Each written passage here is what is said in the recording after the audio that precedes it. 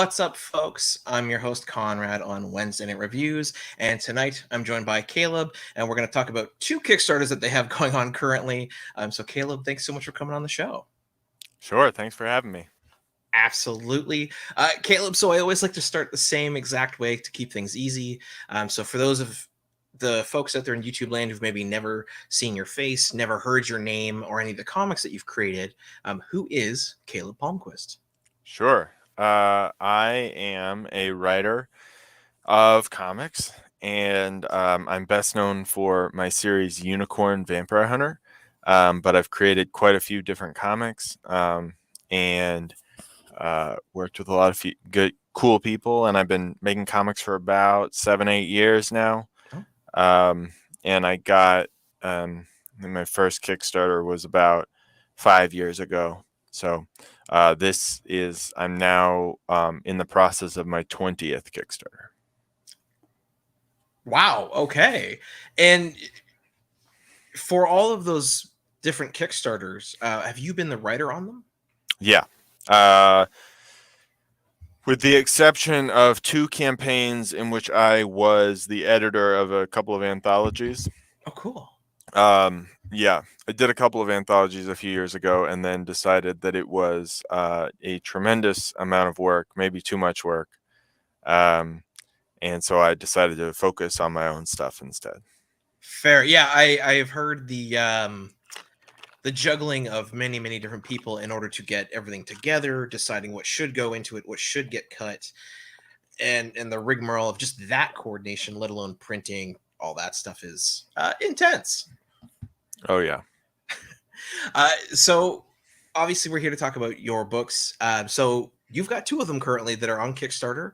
The first being a Unicorn Vampire Hunter, which is going for its first volume. And in fact, as people can see on screen, is already fully funded. In Canadian dollars, you've blown past your goal by about $7,000 or $6,500. In American, I'm not sure, but I know you're past it. Yeah, I like seeing it in in Canadian dollars. It makes me feel like I've got more than I've got. Looks a lot cooler, eh? Yeah. And obviously, you've still got 13 days to go. Now, was this a 30-day campaign? Oh, yeah. Wow. Because yep. That means within 17 days, you've got nearly 300 backers. Yeah. Unicorn Vampire Hunter is the series that I would say put me on the map as much as there is a map for what we do in indie comics. And it's always been my most successful series by far. And so, yeah, it's doing very well and I'm very happy about it. Yeah. Now, the beautiful thing about, I think this, so for the folks out there, this series, in fact, is done. Like it was 5 issues that is now being collected. And then obviously you've got some amazing covers there. So I'm curious because I've never interviewed anyone who's doing it quite like this. What is the expected turnaround time once you get the funds? So that's actually a good question because for this campaign, for the very first time ever, I'm printing overseas. And typically I print domestically. So I print using a service called Comics Wellspring for most of my comics.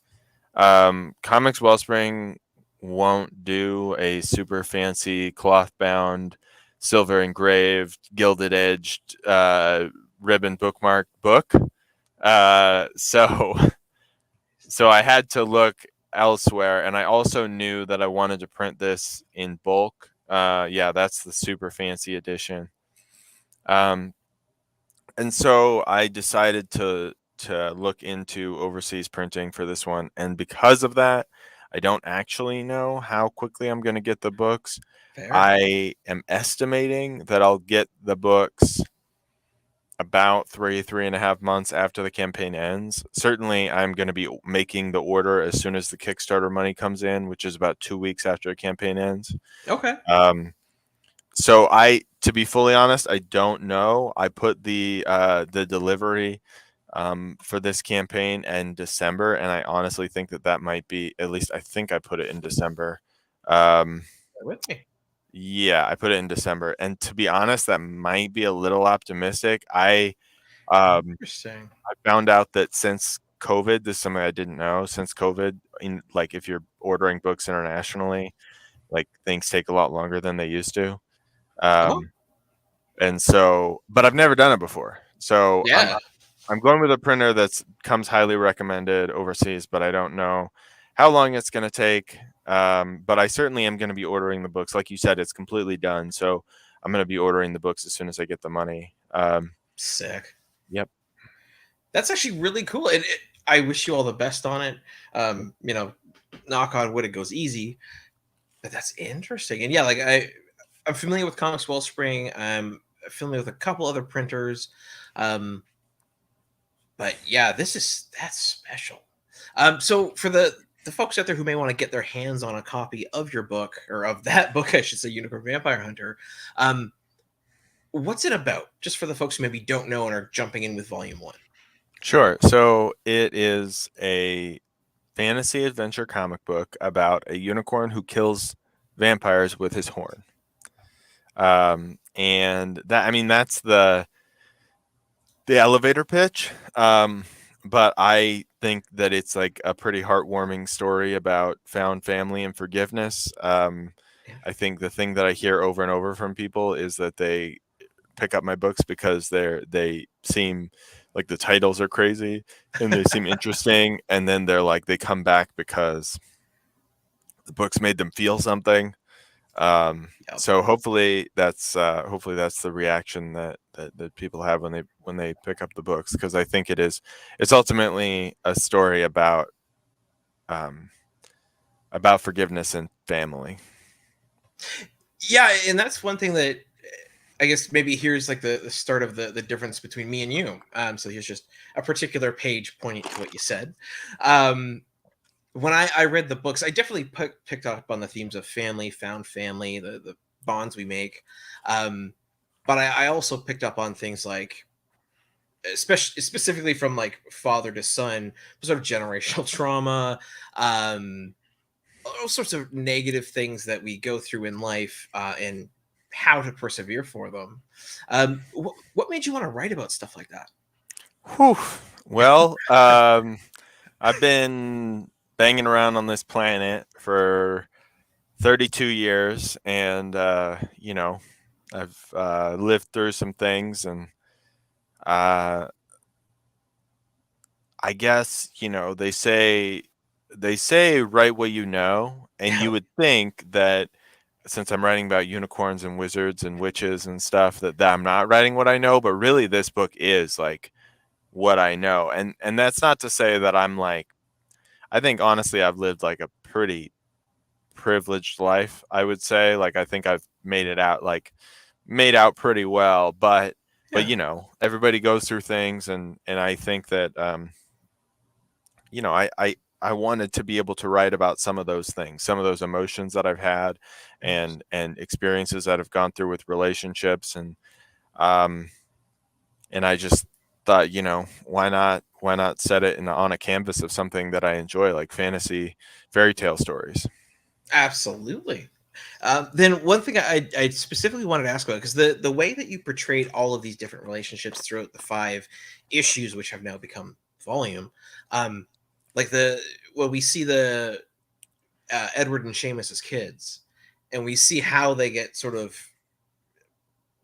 not torn apart, but how their relationship breaks down as a result of the events that happen in their lives, um, or I don't know what else.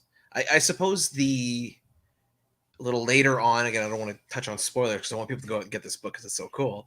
Um, I guess we'll stick with Edward and Seamus because like they're the prime example of how perspective and sort of expectations can deteriorate your friendships.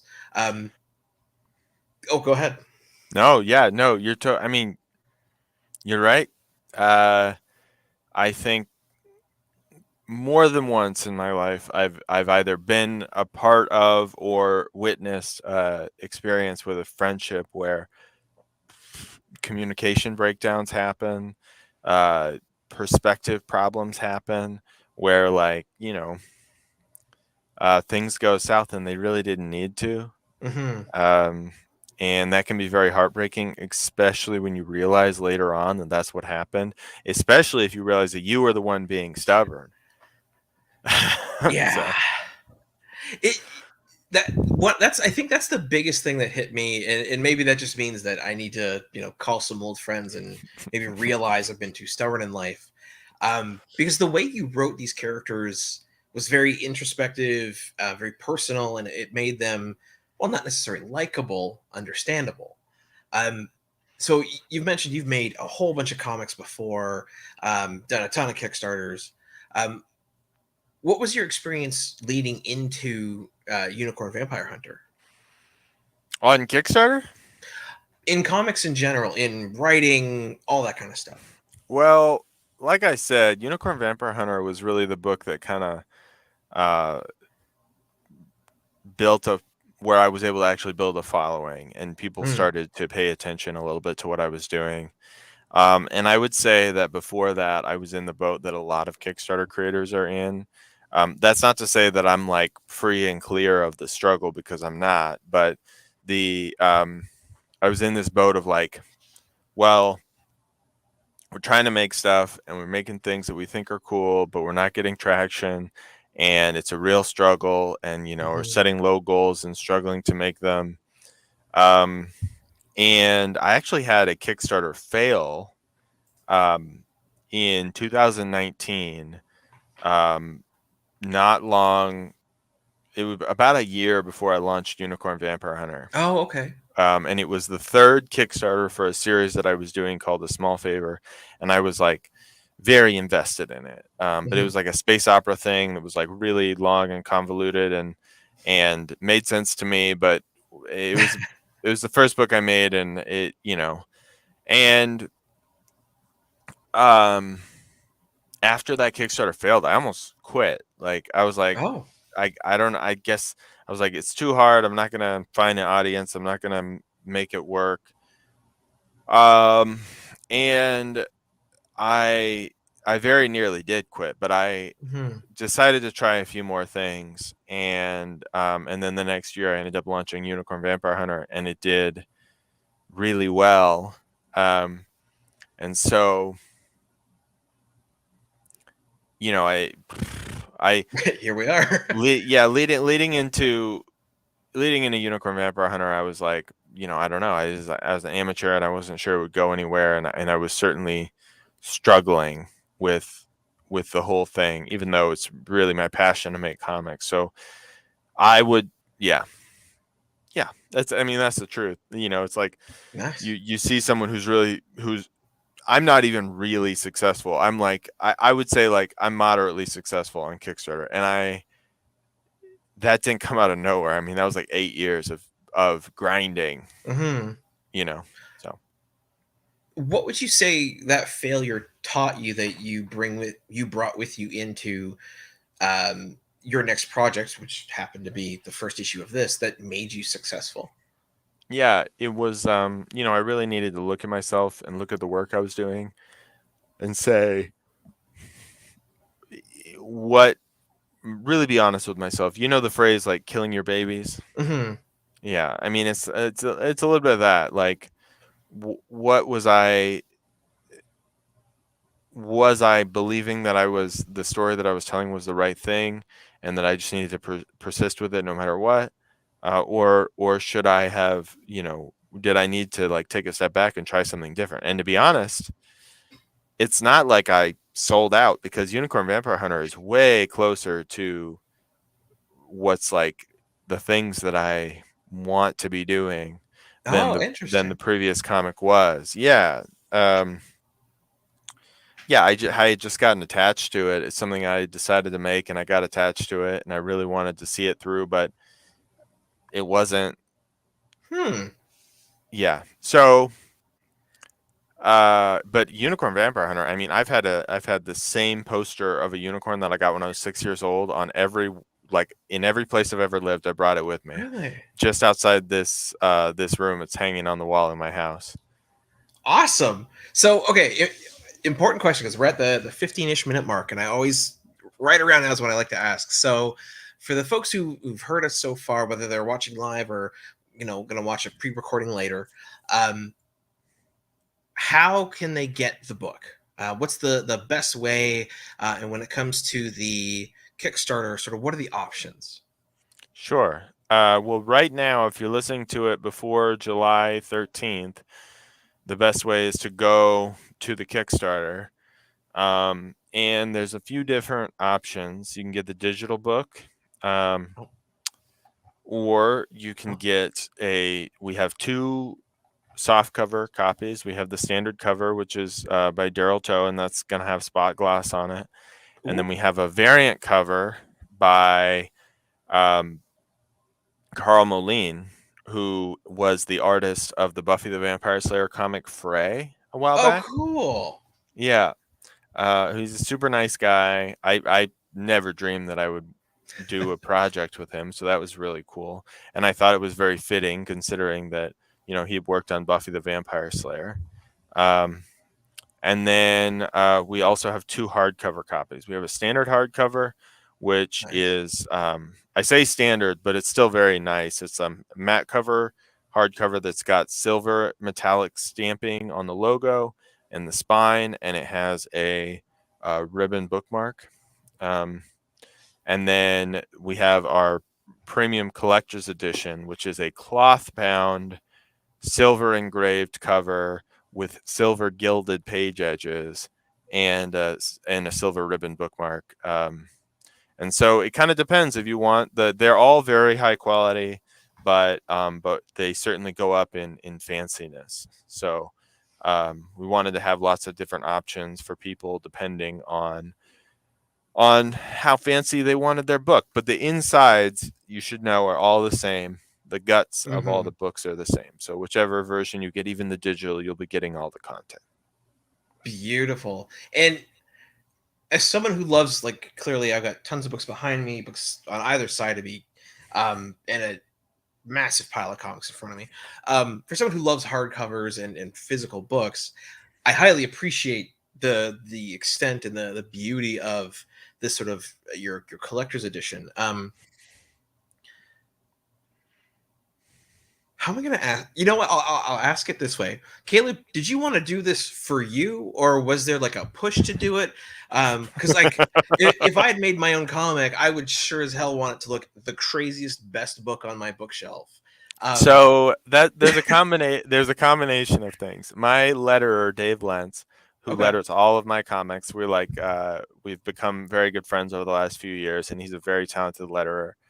He When we first started Unicorn Vampire Hunter, he said, if you ever get to the point where you're collecting this, it has to have gilded page edges. He's like, that's all I want, gilded page edges. And I was like, all right. And then I also way earlier this year, maybe it was last year, I sent I have a very active mailing list, a Okay. newsletter that I send out a email to every week, and I asked them what they'd like to see in a collected edition, and I had all sorts of different things: dust jackets, um, Oh. silver stamping, whatever, all the different possible bits, and they voted on all of them. Dust jackets were not popular; they didn't want that. Oh. Um, Okay. but people overwhelmingly wanted this fancy edition, and part of me at the time, I was like, well, it's easy for people on a Google survey to say that they would want this. Are they going to want it? Well, it turns out they did. We've sold a lot of copies. In fact, I think we've sold more copies of the collector's edition than the regular hardback. But because we also had there are early bird rewards if you scroll down further. I Oh. think the Damn. oh yeah, then there's the complete collector's edition. Um, Oh wow. Early bird soft covers oh yeah, 53. so the early 118. bird was definitely a cool thing. But so what am I trying to say? Yeah. um, people said they wanted it, and then like I really trust those surveys because that's one of my favorite things to do is just go to the people who support me and say, well, what do you want? And then they tell me, and then if that aligns with what I think would be cool to do, I just do it. Be, you know, and but yes, to answer your question, certainly I wanted to have a really fancy edition. It just so happens that the people supporting the book also want a fancy edition, so it kind of works out. You can't fight that when they say they want it, and clearly they put their money where their mouth is. Because yeah, you've got 43 of these early bird collector versions, and then there's another, what was it, eight of Yeah. the regular. So Oh yeah. 51 of these books are going to get made. Well, there's At 13 days least. still. So Yeah. damn. So it's super super cool. I'm really glad that people wanted that because it's a little bit of a risk to do something that fancy because the price tag is really high on these, but that's not like me trying to line my pockets. These are expensive to make. Yeah. Um and so I wasn't sure, but then people came through, they wanted them, so I'm super excited. I'm really really excited to see how they turn out, which I'm sure they'll be great. Oh, absolutely. Um, and just to talk about the book itself again.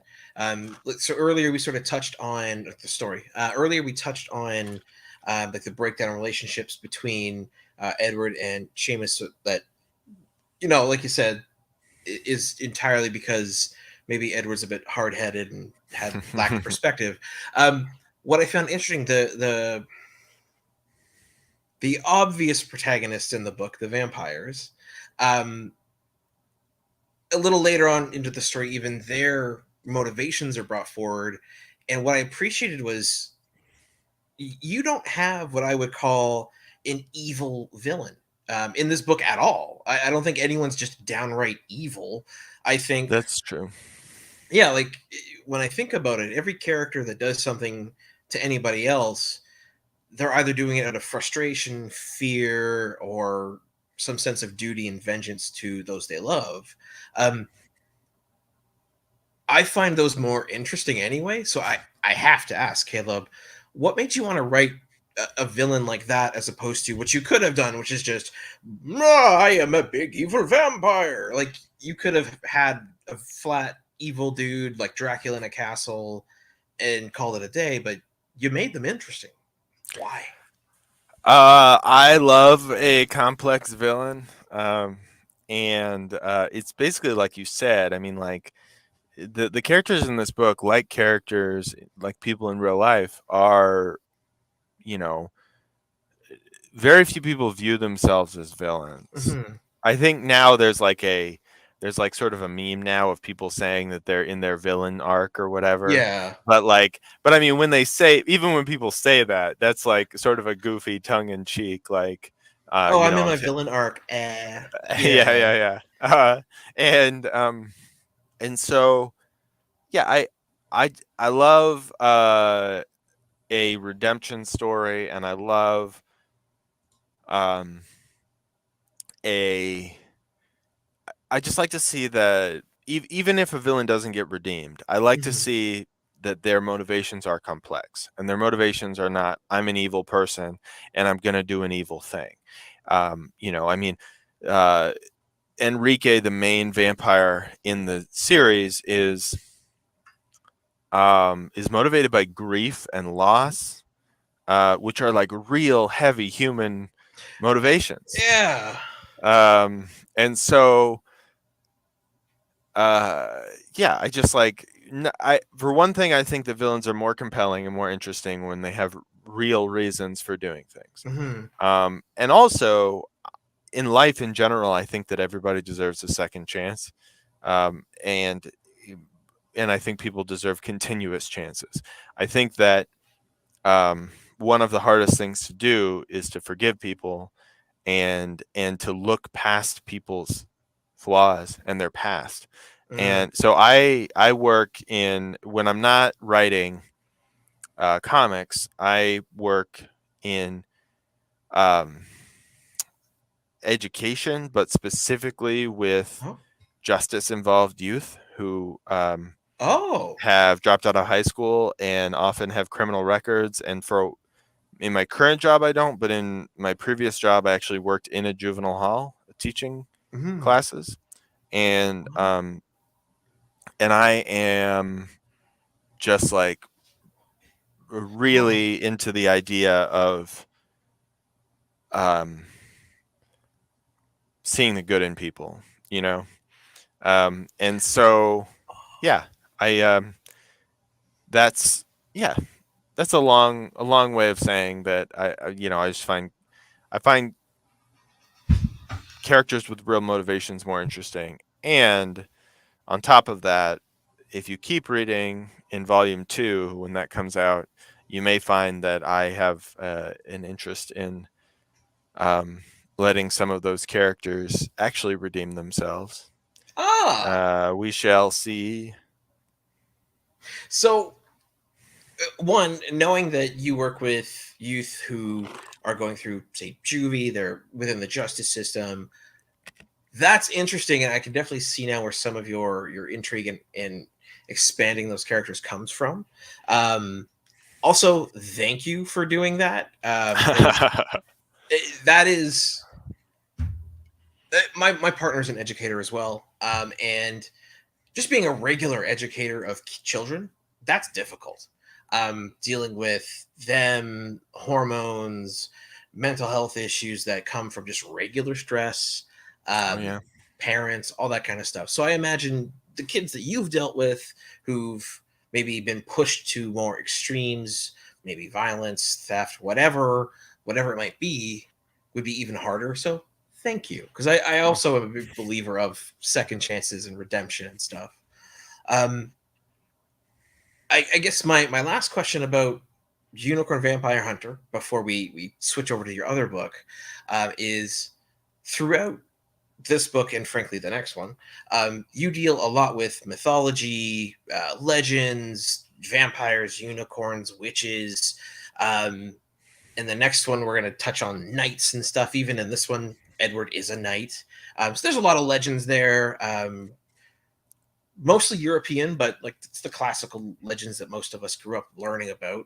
And there's a lot of different beasts in there. So how did you settle on unicorn? Like what was it about the unicorn that you like? Why do you have that poster outside on your wall? What's up with that? I mean, I don't know what things you latch on to as a kid. Um, I um, I think that unicorns. I just think unicorns are fun. Also, unicorns obviously have been portrayed in so many different ways. Um, and my take on unicorn is definitely not a classic take. I mean, No. like this is not the last unicorn. Although in the story he is the Yes. last unicorn, um, but in a very different way. I think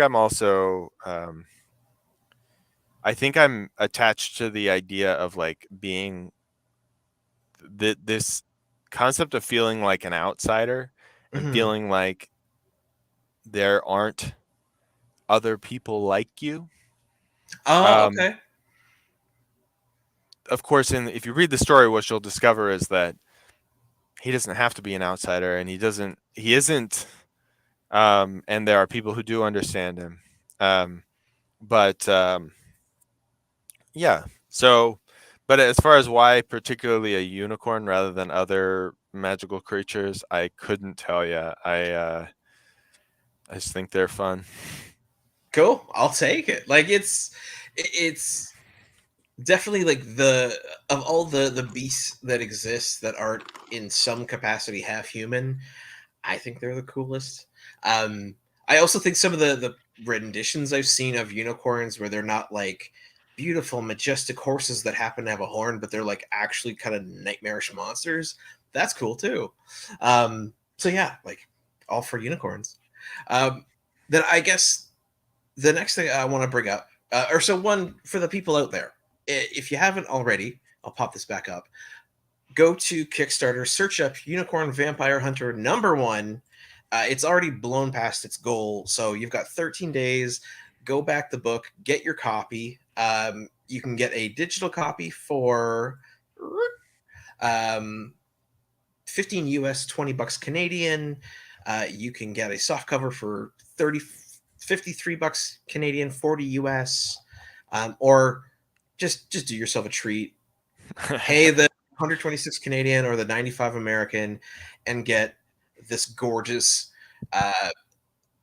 cloth bound, engraved, gilded edge, ribbon bookmarked, beautiful collection, and brag about it to all your friends because you will be able to. Uh, so the next book that I definitely want to talk about is your other book that's on Kickstarter, which is Space Monkey Knights Go, right there. Again, 13 days to go. Interesting coincidence. Still has 2,080 Canadian left, which I'm sure is like 15 American or something.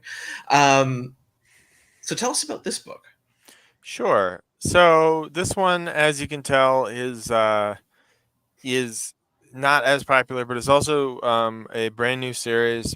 Dave Lentz, my letterer who letters everything, actually came up with this idea a few years ago, Oh, and he came cool. to me. Yeah, he came to me with the idea, and he said, "I have this idea. I want to make a comic." And of course, he's like made a lot of comics in the sense that he has lettered many, many, many. I mean, probably hundreds of comics. He's very prolific, Hmm. um, and but he had this idea. He's got a kid, a young kid, and he grew up in the 80s and was obsessed with Saturday morning cartoons. Back then we're talking things like Transformers and um, what's the one with the lions? Um, Thundercats? Thundercats and uh, Teenage Mutant Ninja Turtles, all that kind of stuff. Yeah. And then I'm a little younger than he is, but of course, my era was more like things like Powerpuff Girls and still Teenage Mutant Ninja Turtles. They just kept making that all the way through. Oh, yeah. They haven't stopped.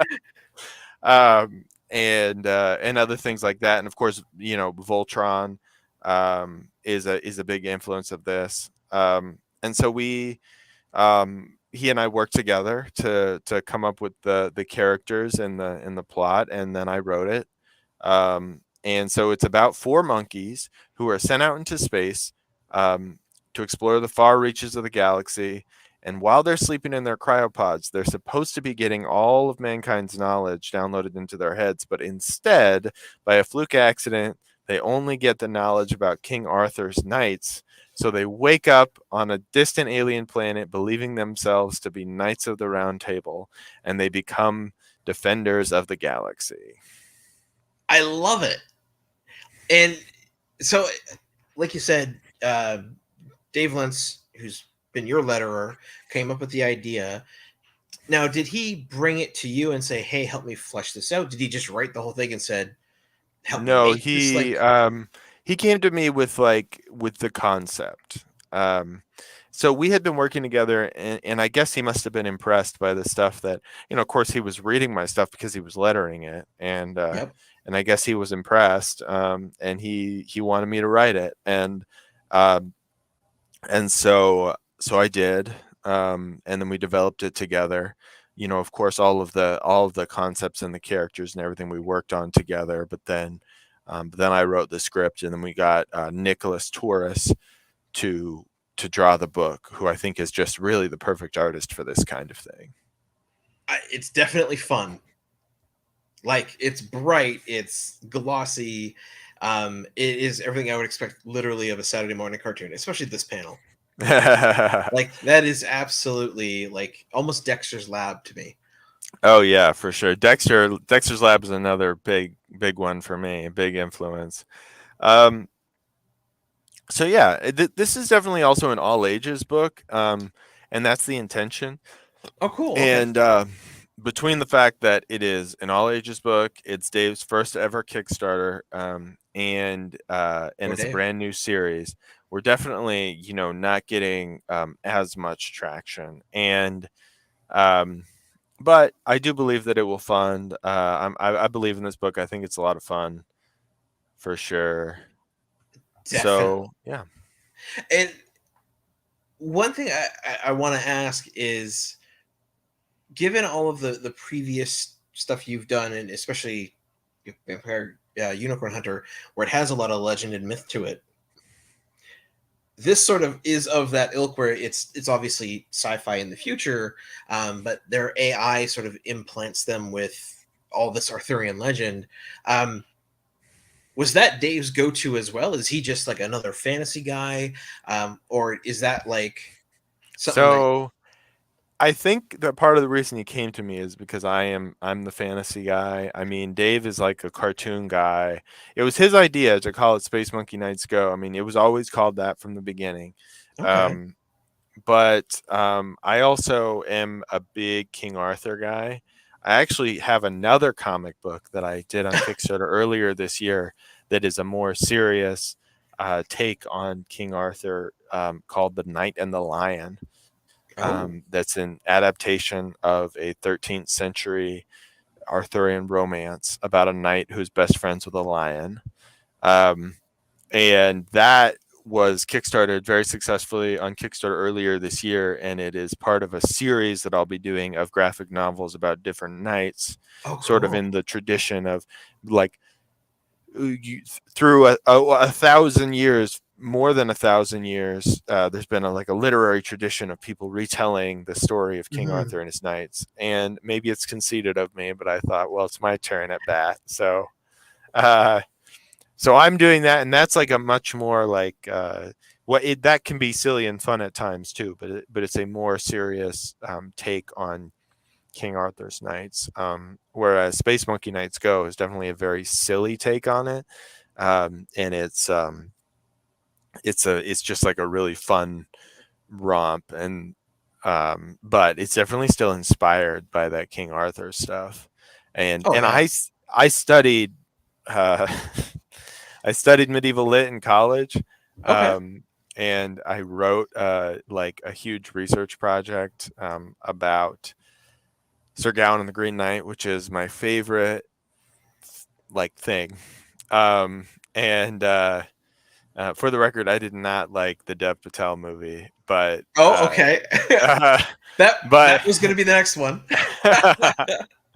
um, anyway, so yeah, I think that um, I think that he had this idea, and then he knew that I was into fantasy stuff, and he liked my writing, and he also knew that I was just a big King Arthur guy. So I think it just made sense as a pairing.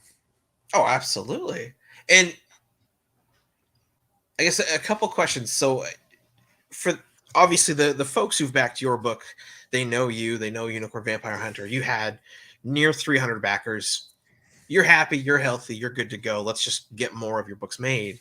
Um, for the folks who maybe are going to tune in and check out Dave Lentz's book, which again, Space Monkey Nights Go, which sounds super cool, and I thought it was very fun.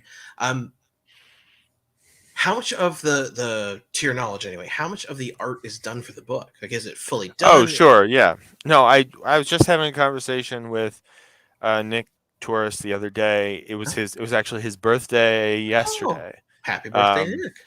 so I made sure to hop on and harass him about drawing my book. I'm just kidding. I did not do that. Um, but he's got 14 pages of the book left to go. So he had actually drawn the preview pages a while ago, and Oh, okay. then we were kind of waiting to kickstart the book. But but it's like halfway done, and it'll be finished quick. In fact, because we're going to be printing domestically, I'm fairly certain the backers will get this book before Unicorn Vampire Hunter, because that one's got to come from overseas. Yeah. So yeah, it will be done quickly, for sure, and we are planning on as quickly as possible moving on to issue 2. I always one of my strategy, I don't even know if is the right word, but just like something that I have started to do on Kickstarter is that when I Okay. launch a new number 1, I follow it up as fast as I possibly can with number 2. Thank you. Oh, you're welcome. Part of the reason for that is that like a lot of times people don't believe that there will be an issue 2, Hmm. because a lot of times there's not. It just like doesn't happen for whatever reason. And like, what people, anyone can make a Kickstarter, and most people who do comic book Kickstarters, it's not their full-time job. They're like, is doing it as a hobby, or like on the side, or they have aspirations, but a life gets in the way. Hmm. And hopefully people can look at my record and see, I have 18 successfully delivered Kickstarters, like,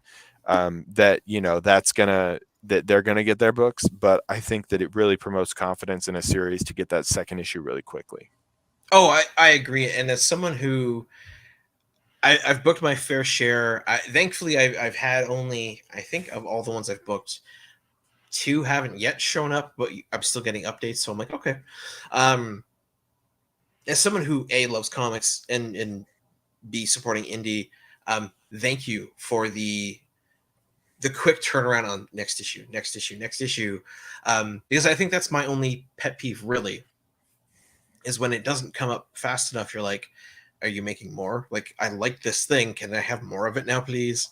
Um, so yeah, much appreciated.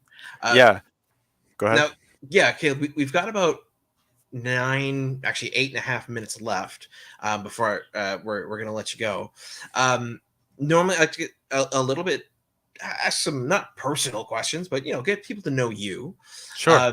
One thing I want to make sure I ask first, though, because I think it's an interesting question, is for Unicorn Vampire Hunter, and I guess even to an extent, Space Monkey Nights Go.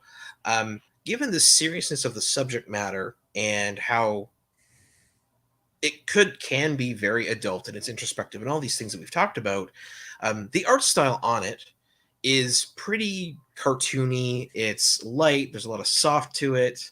Um, there is dark places, and the use of grays and dark blue and all that stuff. But it's generally speaking like a very approachable, friendly looking book. Um, why? I guess it's just a flat easy answer. Why not take it, especially Unicorn Vampire Hunter, into a darker, more mature sort of looking book instead of keeping it the way it is? Well, first of all, I think Daryl is the best there is. The I artist, love I it. think, I and everyone has different, like, uh preferences. And I will say that I've definitely noticed on Kickstarter that a more realistic, a more like big two style is Mhm. definitely sells better on Kickstarter. I'm aware of that. I personally think that Daryl's style is amazing. If I could have Daryl draw every book that I ever did, I would. Go Um, Daryl. because I think he's amazing. Um, that said, for Unicorn Vampire Hunter, I think specifically the style here is a fairy tale. In the end, Mhm. it's a fairy tale. Um, and while the book does get into some adult themes and some pretty intense topics, it is still ultimately something that I think that is appropriate for a wide range of ages. And I think that I just I like the I like how approachable it is. I like how fun it is, and I Yeah. like how because the book, like I said, the book is about relationships and family, and it's about love. So you, I think that a like a harder cut style Mhm. would uh could still be those things, but I think that it wouldn't feel the same to me. Um, and so that's it. There are other books that I have in early stages that are Oh. hewing more to that more traditional comic book art style, but I think for Unicorn Vampire Hunter, like, it really strikes a balance. And also, I think it's disarming. I think when you get those heavy moments, because of the art the way it is, you're not necessarily expecting the gut punches that I am hopefully delivering, the emotional gut punches, Yeah. because it's like a Pixar movie. When you leave a Pixar movie just like Oh. sobbing, and you're like, well, but they're cute, whatever, like animated emotions, whatever they are. And so yeah, I mean, that's that's that's where I'm at with that. And then for Space Monkey Nights Go, I mean, it the grand plan for the book has some emotional stuff in it. I will definitely say it's definitely nowhere near as heavy or intense as Unicorn Vampire Hunter. And it is meant to be a Saturday morning cartoon. And like you said, like Nick's style like evokes Dexter's Lab, right? Like Yeah, like that's there. it's that era, and it's so cool.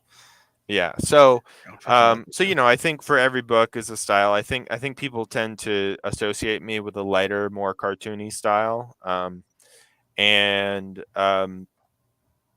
I'm okay with that. I think over time that might start to change a little bit depending on the books that I'm doing. But yeah, I don't know. I like it. cool. Yeah, that's good for me. Sorry, that Like, was a long answer. no, you know what?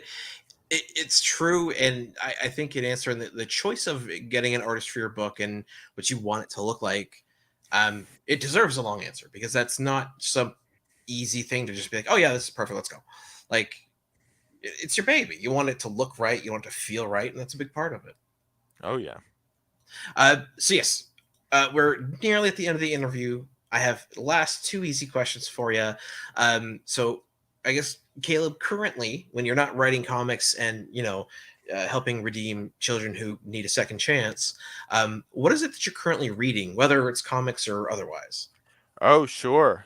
Uh, let's see. In terms of comics, um,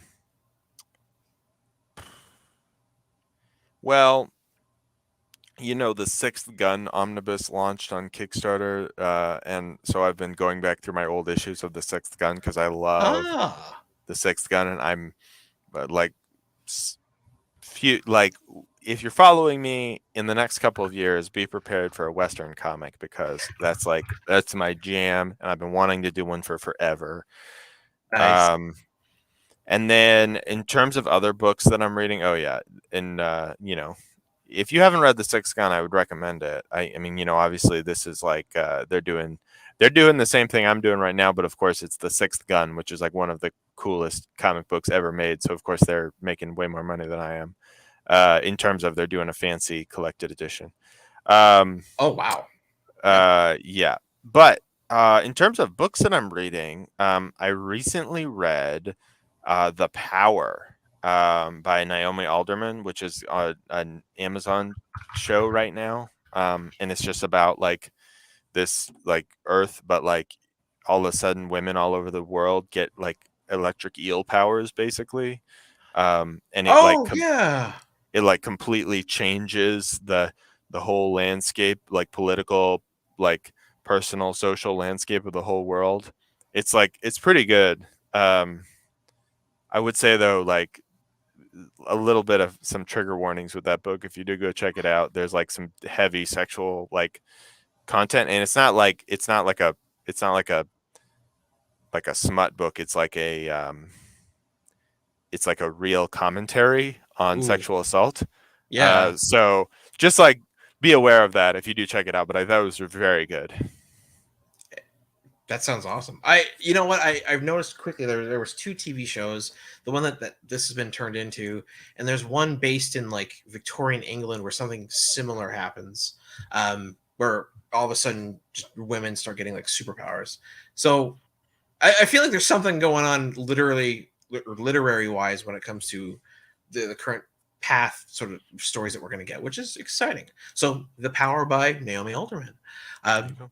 and Caleb, my last easy question before we let you go, simply, who do you think we should interview next?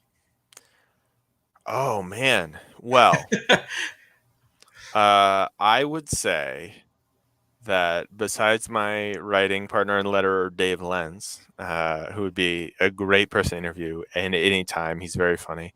Um, I would also say, have you interviewed Mike Teener? Um, because he is a creator who's been creating on Kickstarter about as long as me. Is doing Okay. a lot of really cool stuff. He's based out of West Virginia. I don't. I have like the only eastern states of Washington I've ever been to are Georgia and Florida. So all the eastern seaboard states are kind of like one homogenous like clump to me. But um, he's very cool. He's got a book called Midnight Highway right now. Okay. And he's doing a ton of cool stuff with his label called Bad Bug. So if you're looking for someone to interview who's in the same sort of space that I'm in, Mike Tiener would be a great person to hit up. All right, I could definitely do that. Well, Caleb, absolutely. Thank you so much for taking the time to come on the show and talk Unicorn Vampire Hunter, which, again, folks, go now, hit up Kickstarter, get yourself a Wicked Collector's Edition, as well as Space Monkey Nights Go. Go support that book. Get #1 made, because it is a living Saturday morning cartoon. And yeah, Caleb, thanks so much for coming on. Yeah, thank you. And for the folks there in YouTube land, comment down below what you think of Caleb and his variety of books, and subscribe for more. And we'll see you next time. Golden age to present, digest to oversize. Never miss new comic day, yeah, no surprise. So where's my no prize? Check the letter columns, can't find issue 2. Collector problems, cliffhanger.